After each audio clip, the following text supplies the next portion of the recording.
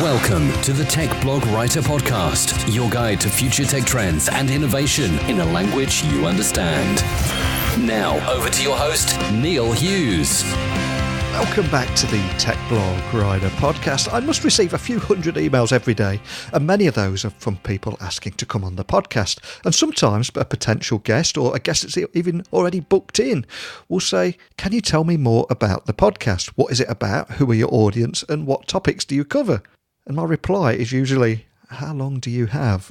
Because on this daily tech podcast, every day of the week is completely different when we have a different guest from the world of edtech, fintech, legal tech, blockchain, crypto, augmented reality, IoT, tech startup stories, and the list just goes on and on. But today, I want to turn my attention back to HealthTech.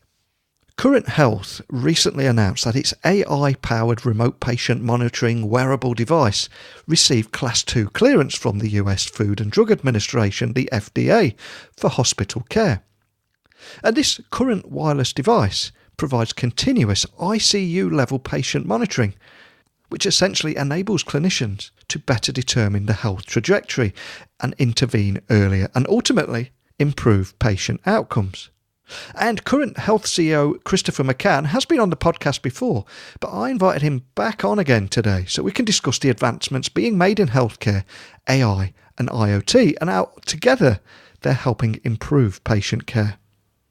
So buckle up and hold on tight as I beam your ears all the way to Edinburgh in Scotland so we can speak with Christopher McCann, CEO at Current Health. So a massive warm welcome back to the show, Chris. Can you tell the listeners a little about who you are and what you do? Yeah, hi Neil. Delighted to be back. I'm Chris McCann and I'm the CEO and co-founder of Current Health. I think the last time we were on your show, we were known as Snap 40, but we've helpfully changed name now to Current Health. We're a health tech company based in Edinburgh and New York. Raised about $11 million and employ currently about 30 people, although we're growing pretty rapidly at the moment. Now, we last spoke on, I think it was episode 667, where you revealed your AI-powered patient monitor solution. And just for anyone that missed that episode, can you give them a quick overview of what Current Health is, maybe the story behind your rebranding, and the problems that you set out to solve? Of course. So my own background is computer science and then medicine, and I started the company with my co-founder actually as a medical student. And the problem or mission that we had was really simple. We just wanted to help health systems to identify patients that are at risk of getting sick at an earlier point. Right now, they don't really have a way of maintaining visibility of a patient's health, understanding when that patient is starting to deteriorate, and getting an alert to go and see that patient earlier. That just doesn't exist. So what we do is put a wearable on the upper arm of the patient. We monitor them across a whole bunch of physiological metrics with super high accuracy, so things like oxygen saturation and respiratory rate. We integrate with a bunch of other devices around the body for things like spirometry or weight. And then we take all of that information and use it to understand what is a patient's health trajectory, and can we alert a healthcare professional at a much, much earlier point than currently possible so they can intervene earlier. We rebranded because our existing name, it felt like it didn't really sit with what we were trying to achieve. It didn't really mean anything at all, actually. We just happened to have the .com domain name and went with it. So we decided that we would try and pick a name that was more fitting for the mission that we were trying to achieve, and we went with Current Health. I think that's a fantastic move as well. The difference between Snap 40 and Current Health, you just know exactly what it is straight away, don't you? Yeah, we think so too. We feel much happier with it.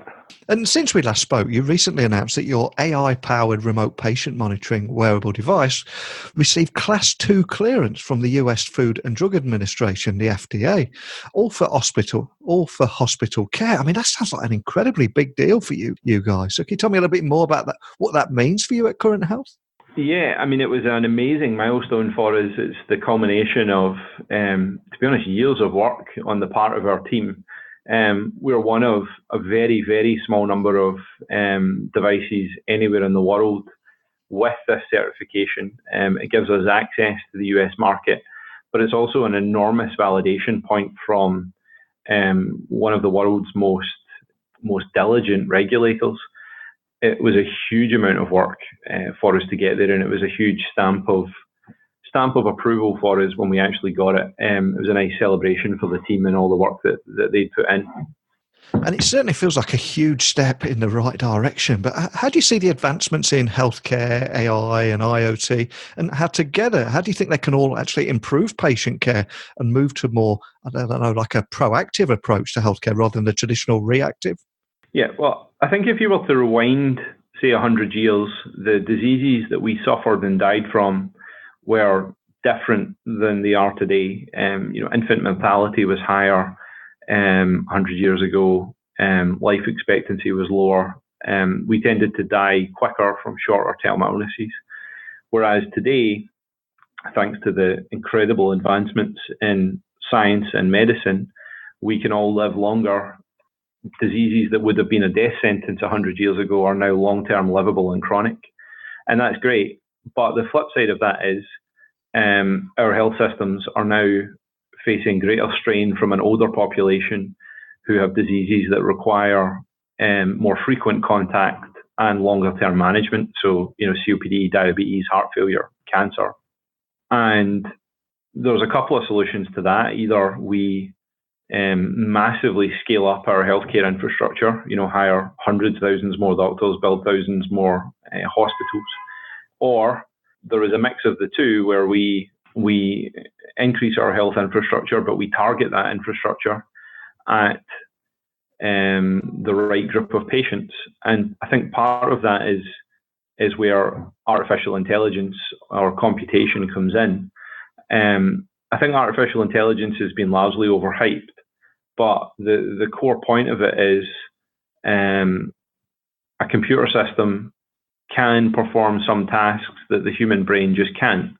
The human brain cannot store, petabytes worth of data, analyze that data in seconds, and come up with a response based on it. The human brain can't look at 100,000 CT scans in under a minute and pick up the ones with anomalies. The human brain can also do things though that the computer system can't. The human brain outperforms computers on executive reasoning, on empathy, on emotion, on some levels of troubleshooting and problem solving. So it's about combining the two of these together. Can we use artificial intelligence to determine who is the patient that most requires physician attention, and then let the physician or the nurse do what they do best from that point on? So we see technology as a force multiplier for healthcare staff, helping them focus on the patients that need their time most. And for those patients that don't need healthcare staff time, a reassurance effect for them that everything's okay. So therefore your health service can do more or can be scaled more than is currently possible. And I also read recently that you've been demonstrating your wireless wearable, which actually monitors vital signs with ICU-level accuracy, which is incredibly exciting, and delivers patient-specific alerts and treatment recommendations. Can you tell me a little bit more about how that's being received by the medical community? Because that's the key to everything, isn't it? It is. And I think, well, one, it's been received incredibly well. We have more interest at the moment than we physically know what to do with. Which is awesome for us as a company. And two, I think part of that is that we focus really, really, really hard on how do we make this work at the front line. I think, we're a technology company. Stuart and I are both software engineers. We love building amazing technology, but the technology is actually only a small fraction of solving the overall problem. Technology does not work in isolation. It only works when it is linked to a healthcare delivery model and a clinical pathway that results in some kind of change of action, an earlier treatment, a change in where that treatment delivered. So we actually spend most of our time now not just talking about the technology, but talking about how does this physically work on the front line? What is the clinical pathway? How do we link the technology to the busy healthcare professionals, and how do we make their lives easier and not more difficult? Healthcare professionals are, they're incredibly busy. They're under incredibly large amounts of pressure. They don't just want another thing that doesn't actually change anything about their day, or bring an improvement to their day, or save them time, or make a meaningful change to their patients' lives. So it's not just about how do you build a great piece of tech, it's how does that tech actually fit into their day and fit into their pathway. I think because we focused so much on that, I think that's helping to demonstrate to the medical community that we're not just parachuting in some technological solution with no understanding of their lives, but we're actually trying to make things better for them and help them do that. And that's really worked for us. And I think as well, if we were to walk in any hospital anywhere in the world, there's going to be medical professionals suffering from what I think they call beep fatigue. I mean, do you think this kind of technology will help prevent that too? Yeah, and I think that goes back to the point that I was just making. It's not just how do you to create this technology that generates an alarm, but how is that alarm relevant to them? When do they want that alarm to be sent? Who does it go to? How do we get information back from them on the accuracy of that alert, or whether that alert was the right time for them? And how do we then take all that information forward to build a better product? The product should not just be a static, should not just be a static thing. It should be constantly evolving and growing in line with our users' needs. And physicians and nurses suffer an exceptionally high level of burnout. That burnout is directly linked to patient outcomes. Alert fatigue is just one part of that. And it's incumbent on us as people trying to deliver health or trying to deliver technology and products into the health service to realize what problems our user group face and do everything we can to make their lives easier, not harder. So which markets are you serving at the moment? Are you primarily focused in the US, or are you in the UK too? In both the US and the UK, and currently our organic growth in both of those countries is huge. Most of our customer base now is coming to us. We're not even having to go out and find people at the moment, and the growth is so significant. Now, I recently read that in our immediate future, the old will far outnumber the young on this planet. So are hospitals prepared to handle this ageing population, in your opinion, and what kind of challenges do you see? Well, that's exactly right. And again, that's a function of the incredible advances we've made on science and medicine over the last couple of decades. I think the answer is probably no. I don't think anyone in healthcare or anyone in politics would probably say otherwise. And partly that's why you see these political shifts in both the United Kingdom and the United States to start looking at, can we deliver healthcare in a different way? We see significant shifts to deliver more healthcare at home, not in the hospital. And the hospital becomes more of a tertiary referral centre for super specialist procedures. Patients spend less time in hospital. And I think that's probably right. I don't think it's, with all of these things, it's never black and white and there's never one single solution for everything. I think it's probably right that we see a lot more healthcare at home, because some of the diseases that are now being managed, like COPD and CHF, probably don't require long extended stays in hospital, but probably do require more frequent contact points at home and more preventive care. I think my personal view is over the next 20, 30, 40 years, we're going to just see more and more and more focus and investment going into preventive care, because ultimately the best way of reducing the cost of healthcare is just to create a healthier society. So what's next for Current Health? Is there anything else you can share with us today about the kind of things that you're working on and the role that you're going to play in the future of healthcare? Well, I think for us, we see that shift from hospital to home and helping to identify for health systems who are the patients that are at most risk and require some level of proactive and preventive intervention. That's exactly where we see our business. We see our business sitting. We think there is a significant opportunity to build a very large and meaningful company that can predict your health trajectory, recommend interventions, recommend therapies, and bring your doctor to you at an earlier point. So our focus and our mission is how do we help health services in our society make this transition, and that's exactly where we'll stay focused. And if we do have anyone listening from the medical community or anyone that just wants to find out more information about the kind of work that you're doing here, or just staying up to date with the work that you're doing, what's the best way of them finding you online and contacting your team if they've got any questions? Absolutely. We're at currenthealth.com, or you can find us on Twitter at HeyCurrent. And I would encourage anyone listening, be it those from health services, be it those who are interested in working in the space. We're hiring incredibly quickly at the moment. Please do reach out. We'd love to speak to anyone who's interested in the space.